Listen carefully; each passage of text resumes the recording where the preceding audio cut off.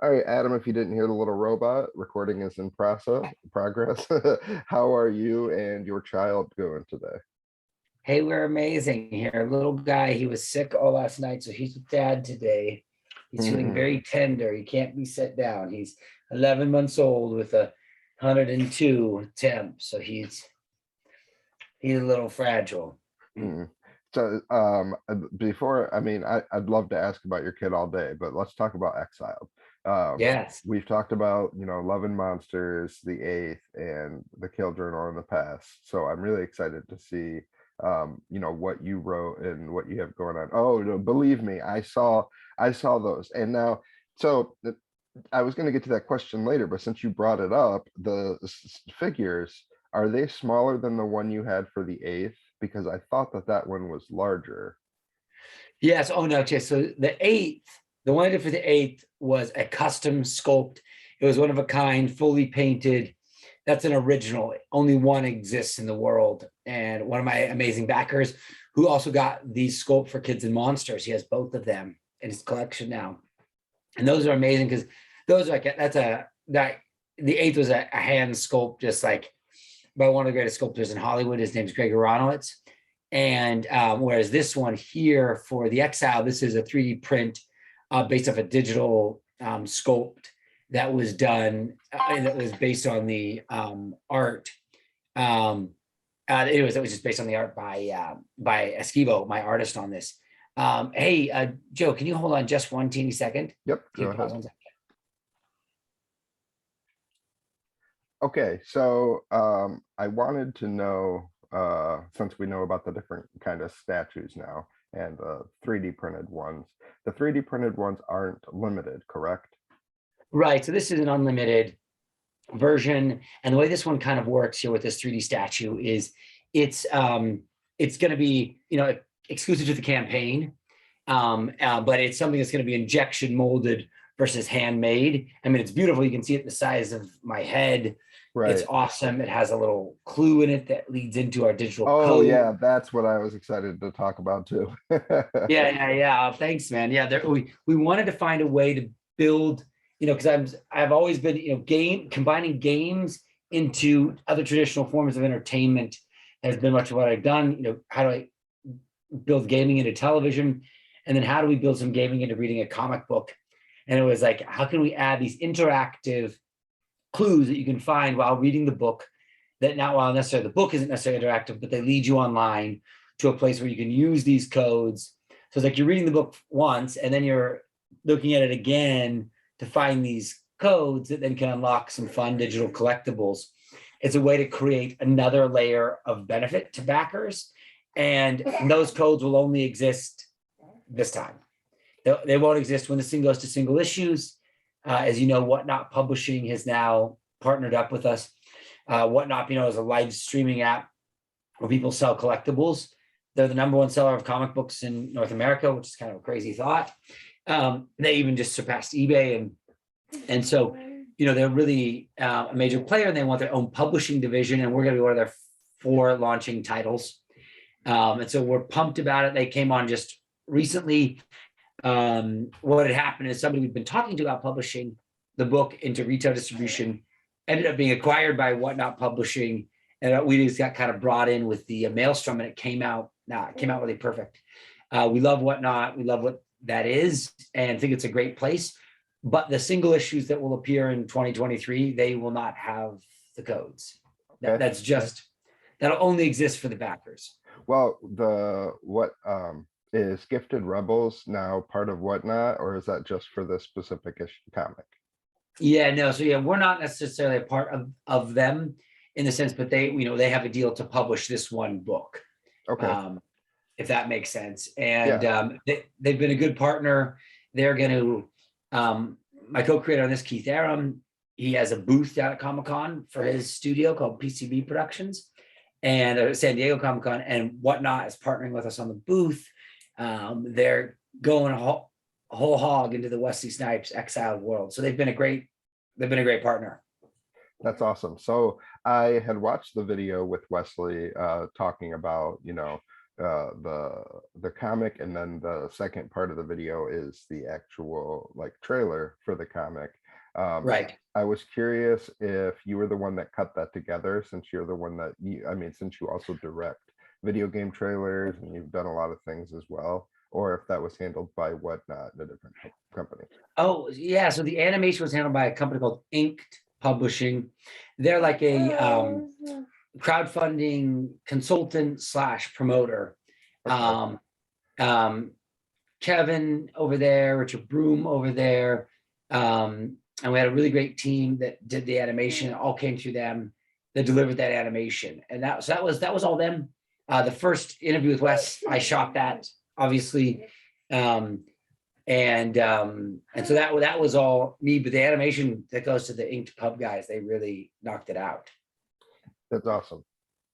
So then I know you're a co-creator and a writer on this. That's right.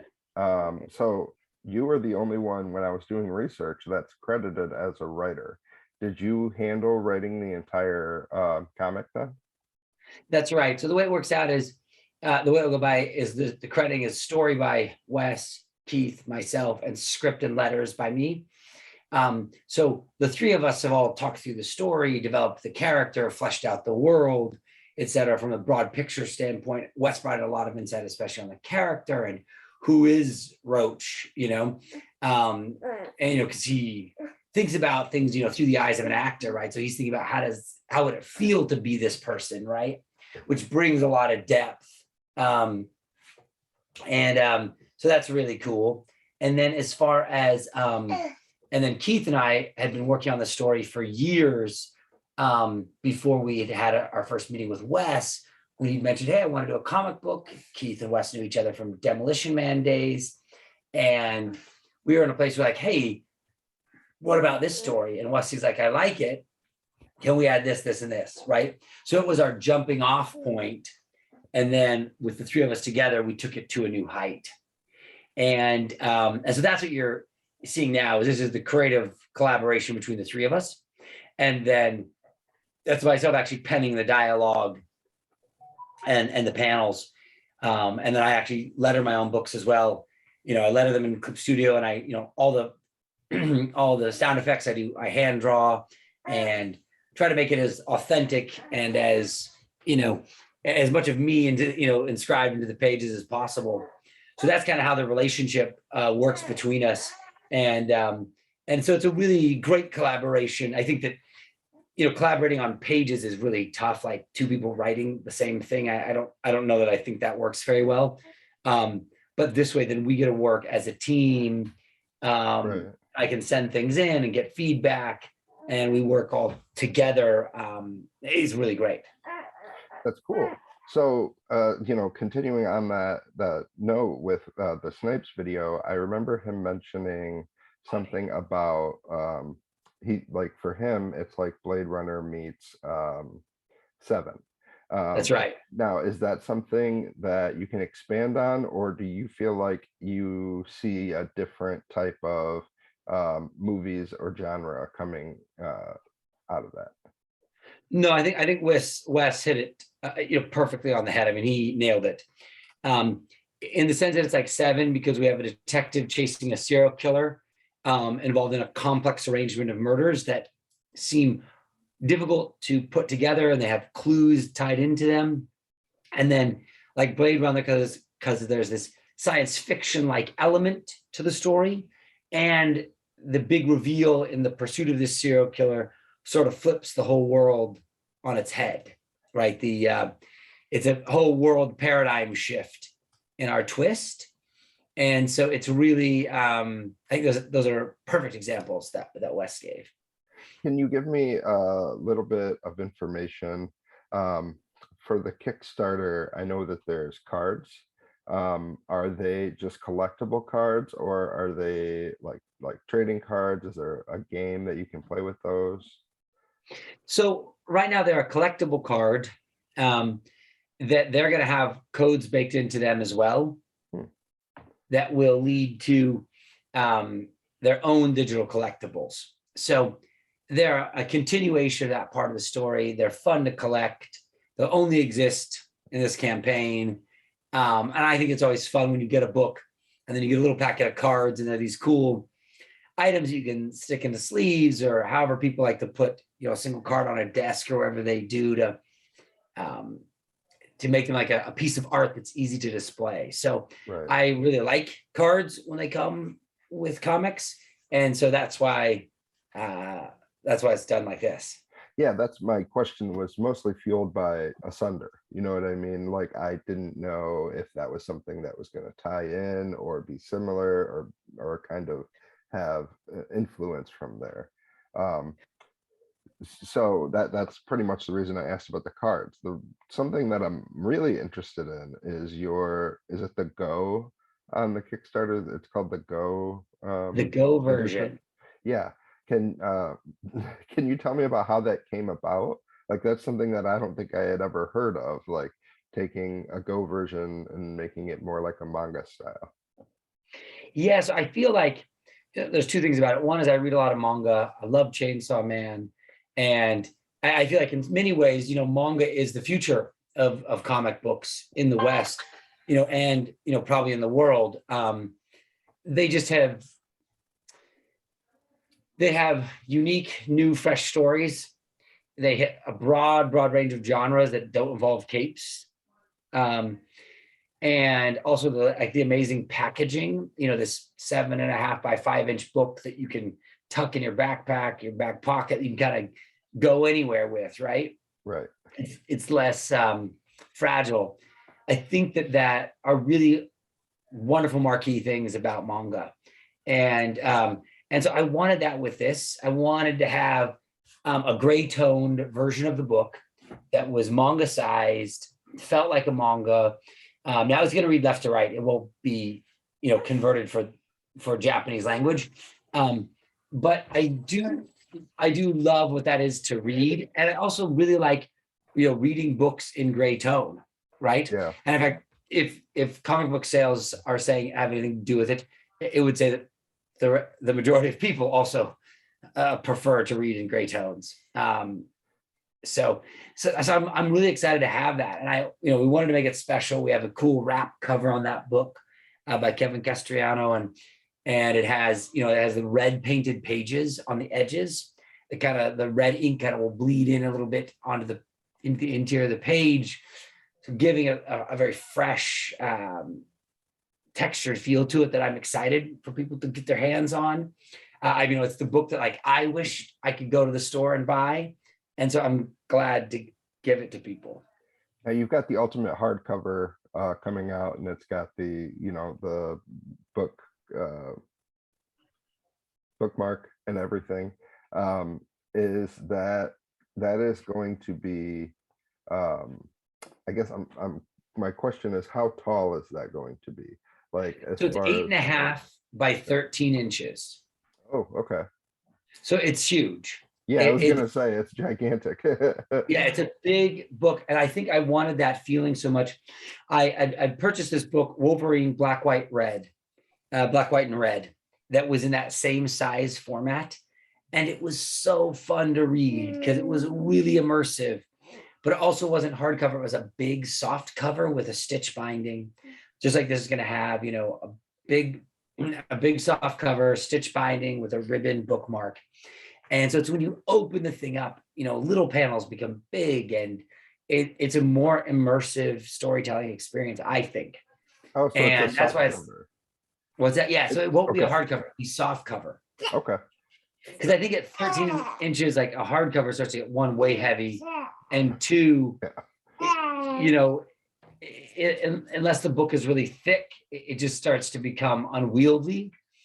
And whereas this, I think is a more effective way to read it. It's interesting because I've talked to many people who are like, yeah, I don't back things that are hardcover because I hate to read hardcovers. It can be a little tough, especially at the beginning and the end, when you're not like halfway through and you've got the book constantly moving. So I totally understand that. Like, I have both hardcover and softcover version of Watchmen, just because I prefer the soft, but I also like the black and white, which is my hardcover, like you were saying, the gray tones. So yeah, I go both ways on that. I'm excited for the hardcover because that's the one that I ended up, well, sorry, the soft cover, the edition, because that's the one I ended up backing. So that's going to be exciting for sure. Yeah, no, it's an oversized. I wanted to feel when it shows up on your house, and it's like it doesn't feel and look like any book you've gotten before. Because I think that always is so disappointing when you get a comic that you waited forever for, right? Because you had to crowdfund it, and then you get there and it just looks like what you could have got at your local comic shop. And I don't mean just, I just mean it's like, that wasn't what I was hoping. That wasn't like this big piece of magic. So I see you have your Kill Journal shirt on, which is awesome. I didn't know there was any clothing for that. Yeah, we did. We My did two question, versions of the t-shirt.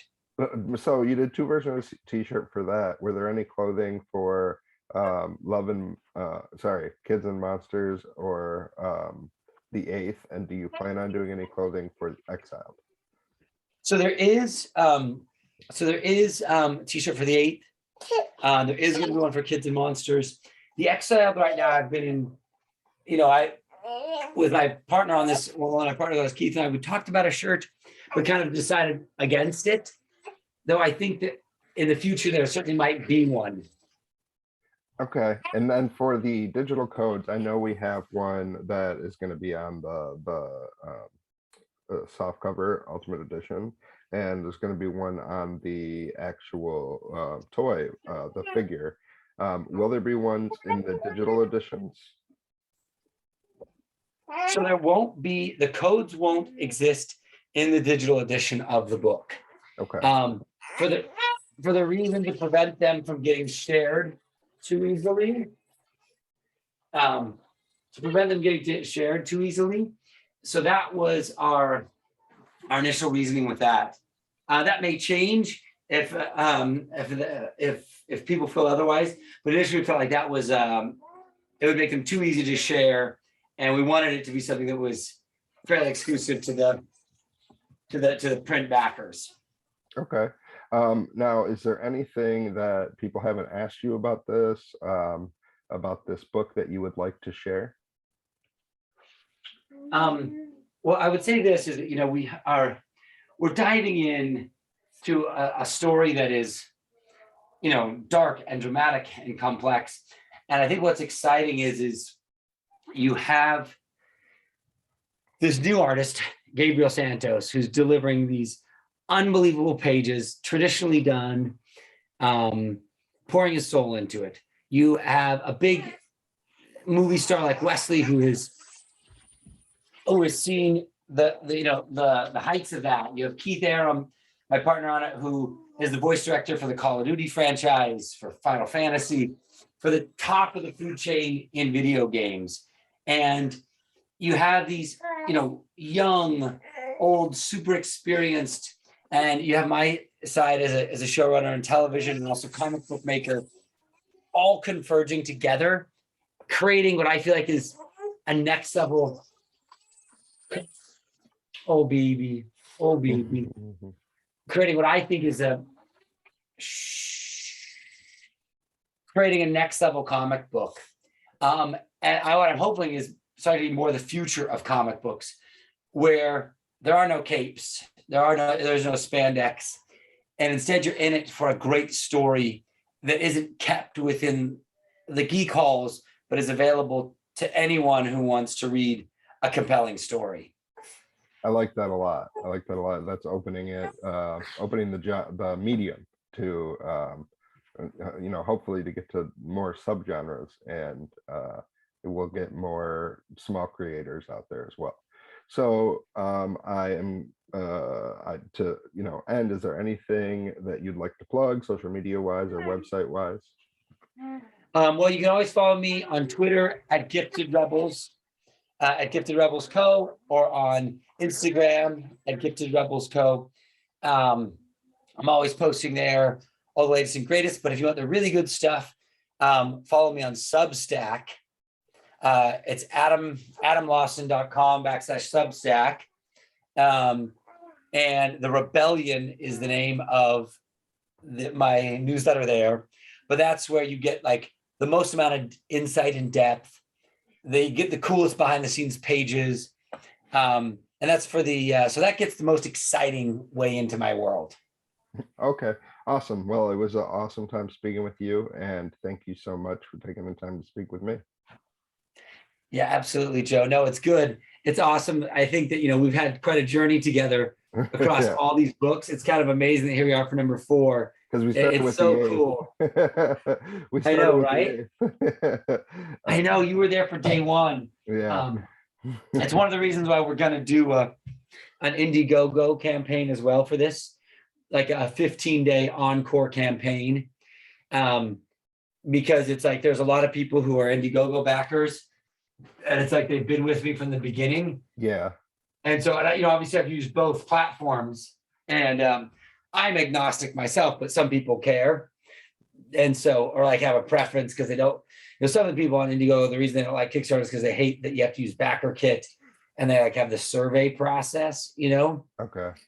and which I do hate that about Kickstarter from a management standpoint. Let's see, like Indiegogo gets you the people fill out their address, their credit card information, and it charges it right then. Okay. Kickstarter waits on everything. Yeah, I So noticed it's that. like, why would you wait to get people's address? Why would you wait, to get that information? It's like, And the money. Why would and you the, wait for the money? Yeah, why obviously, would if you they're just, ordering it, they have that's the right. money.